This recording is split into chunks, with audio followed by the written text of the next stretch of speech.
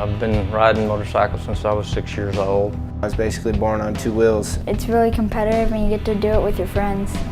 My name is Kevin Johnson. I'm a professional motocross and freestyle motocross athlete, 2008 X Games gold medalist, multiple national arena cross wins. I've been a professional, making money, getting to do my favorite thing, playing with dirt bikes for over 10 years now. I crashed in Mississippi doing a freestyle show and actually was unconscious for almost 2 minutes, and when I woke up, couldn't picture my wife's face or remember her name. It's a scary thing to go through, a concussion, not able to remember and uncertain of even where you are or what's going on. A concussion means in Latin for the brain to shake violently. There's lots of changes that occur in the brain, many times blood flow changes that cause a certain set of symptoms. Those could be things like a really severe headache, dizziness, you could feel really drowsy, you could feel like you're imbalanced or uncoordinated. I'm Garrett Lift, I'm a motocross rider.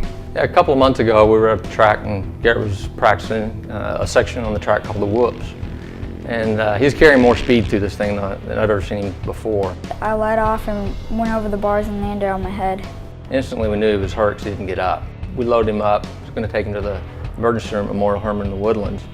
And on the way there he was asking, where are we at? That was one of the hardest calls. Leaving the track, calling the wife, telling him, taking the kid to the emergency room.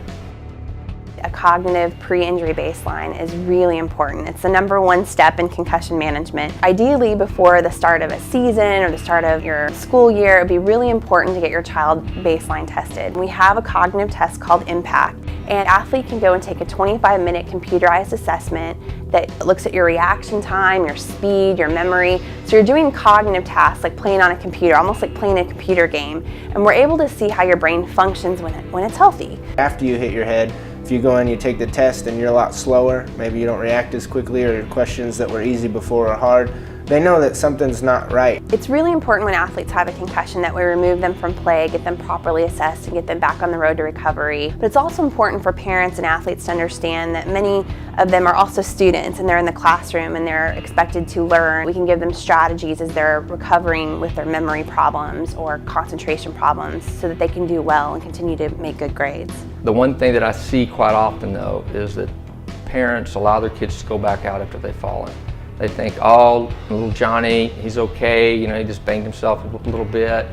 But the kid obviously took a hit to the head. Athletes who go untreated or who ignore the signs and symptoms of concussion and continue to play and put themselves at risk for further concussions may have what's called post-concussion syndrome, and that's where they have chronic symptoms, chronic headaches, chronic cognitive issues, sleep disruption. Many times they feel depressed and anxious. I can tell you that the situations where I didn't listen to my doctor, those are the parts of my body that still hurt every day, all day. Motocross obviously is a dangerous sport. Injuries happen.